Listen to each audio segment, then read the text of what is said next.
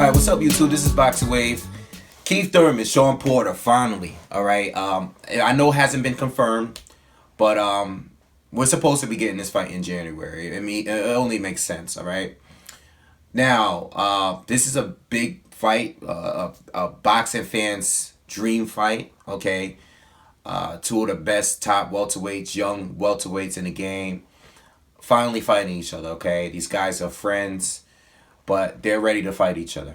And hopefully we get it in January. Now, I just wanted to bring up some things about this fight that, you know, when I listen to people on the YTPC, when I listen to boxing fans, you know, one common thing that I hear from boxing fans when they talk this fight is it seems like Keith Thurman has every advantage over Shawn Porter. Okay? The punching power, the hand speed. He's more technically sound. He's better defensively. Okay? He's probably the better mover between the two. He's more precise. Okay? More accurate with his punches. Yet, with all of these advantages and more, there's a good chance he still may lose this fight from a stylistic point of view. Okay? I'm not very confident about Keith Thurman winning this fight. I'm not really sure because Shawn Porter is so aggressive and he's so strong. You know, it's really hard to beat this guy. And I know I believe they only have one common opponent, which is Julio Diaz, which Shawn Porter had two very competitive fights with.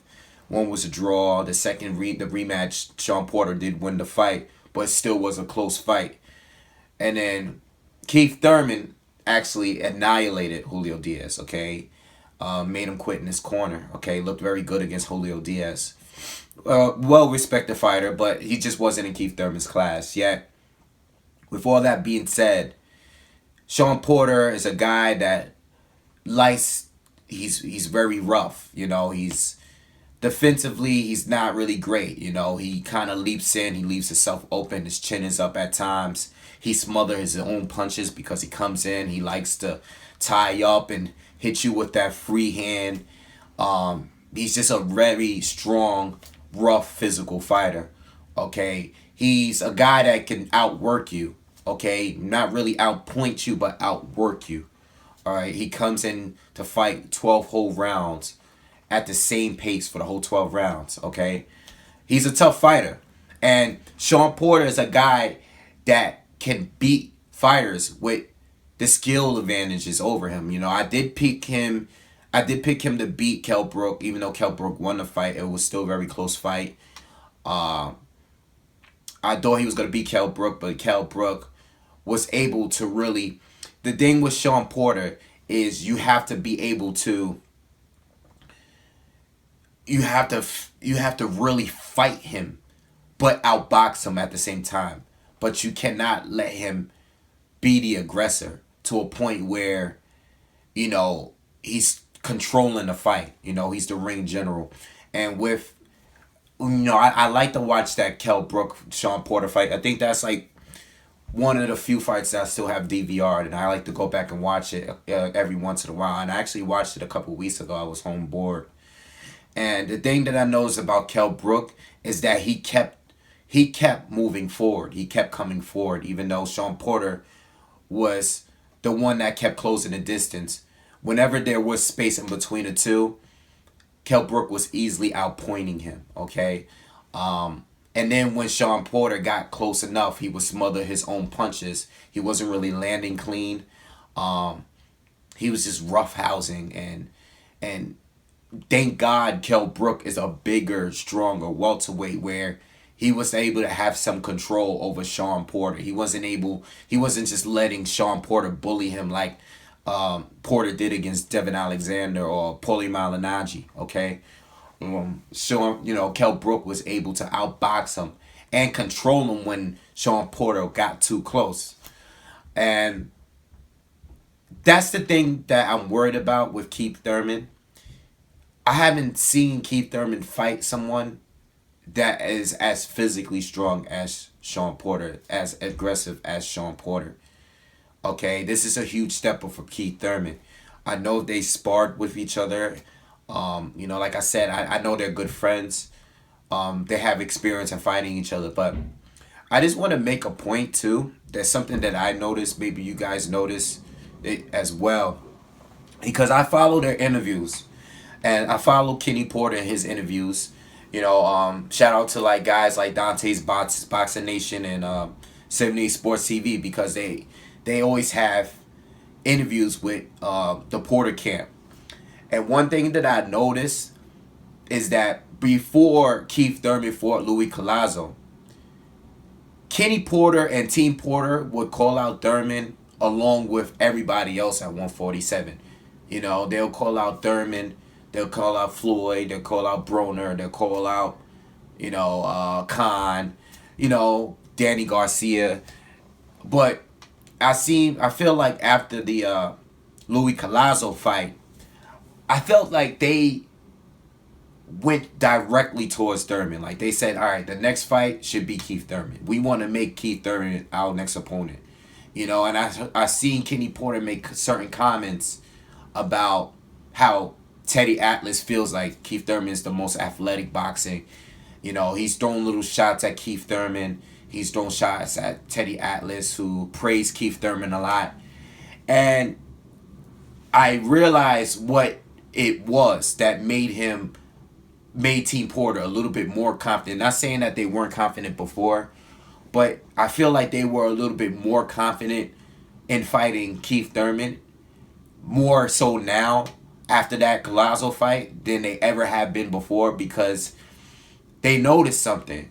And I noticed it too, and we all saw that round where Collazo hurt Thurman with a body shot and chased him around the ring and kept landing body shots, almost knocking Keith Thurman down. Keith Thurman looked to be out on his legs, because it was a tough body shot. And he continuously landed those for the last 30, 40 seconds of that fight. But the thing that bothered me, I mean, everybody lands a good shot every now and then, and he got hurt. It's not a big deal. Even Soto Karass landed a good shot against Keith Thurman in that first round. But the thing about it is that Keith Thurman didn't really seem to know what to do after he got hit. And he kept moving. He didn't really tie up. And that's the thing with Thurman. I haven't really seen him tie up. Like, I never seen him really in trouble to a point where he had to tie up.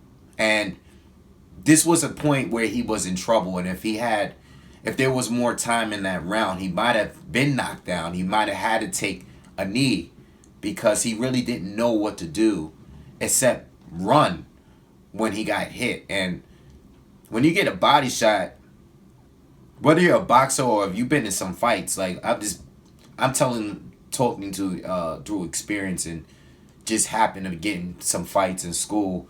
You get hit with a body shot, your legs is the first to go. And not in every case, when you get hit with a good shot to the body, you're not going to be able to move like the way Keith Thurman did. I mean, Keith Thurman, like, literally narrowly escaped that round, okay? And I believe Kenny Porter saw that and said, you know what? Shawn Porter is a good body puncher. He has good inside game. He has better inside game than Keith Thurman. Keith Thurman is a kind of a more of a pock shotter, moving, rangier fighter. Much better than Shawn Porter at fighting that way. But Shawn Porter is good at closing distance, and sometimes he closes distance a little too much. Like I said, he's not really good at accuracy and being precise, because he smothers his own punches. Sometimes he gets too close and he's throwing and the punches are going around his opponent's back, like it was against Kell Brook. Okay, but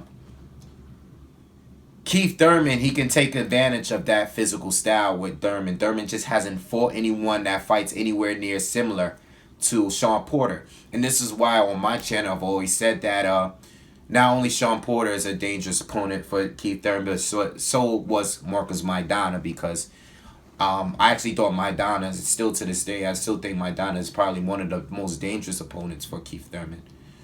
But anyway, I just wanted to bring up these points when we're looking at this fight, for all the people that say, because it seems like almost everyone feel that Keith Thurman is going to win this fight, you know. because of his technique, because of his punching power. But I think stylistically, Shawn Porter finds a way to neutralize these more technically sounded fighters like an Adrian Broner. Okay? And this is why I didn't think Broner was going to win that fight. Because even though Broner is better technician, he's more accurate, you know. I didn't think Broner would know what to do with a guy that was going to crowd him like the way Marcus Maidana did. And it wasn't until Broner knocked down Shawn Porter in that last round before he got enough confidence. Like, you have to really fight with Shawn Porter to beat him while being more technical, while countering him and making him pay for his mistakes like Kell Brook did. You know, by the time Broner figured it out, obviously it was too late because it was the 12th round. And I'm sure to this day Broner probably regrets it and probably wants to have a rematch with Shawn Porter. But it's too late, you know. But anyway, as far as who I think is going to win the fight,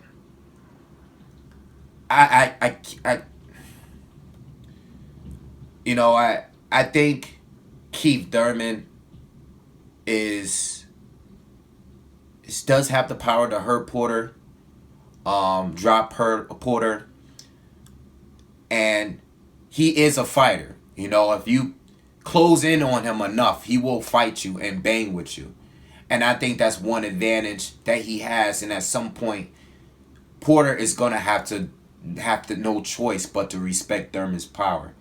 But if Porter gets to Thurman to a point where Thurman doesn't feel as confident as really brawling and banging it out with Shawn Porter, and Shawn Porter physically manhandles Thurman, gets close to him and hold him and tie him up and hit him with that free hands and physically abuse Thurman, Shawn Porter could win this fight by rounds.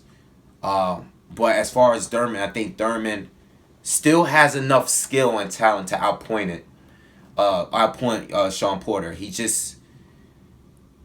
just going to be a real tough test for him because he hasn't faced anyone up to this point nearly as good as Shawn Porter. Okay, he's had some good fights like with Diego Chavez. He stopped him. You know, he had a few other good fights. He had, had this moment against Louis Collazo where he was in a little trouble. But outside of that, he hasn't really been tested, seriously tested. And this will be his first test. And now, after this fight, we will be able to gauge how good Keith Thurman is, based on his performance against Shawn Porter, all right? So anyway, make sure you guys subscribe to the channel. A lot of good fights coming up. I'll be doing more videos. And just hit me on my next video. I'll see you in the next video. Peace.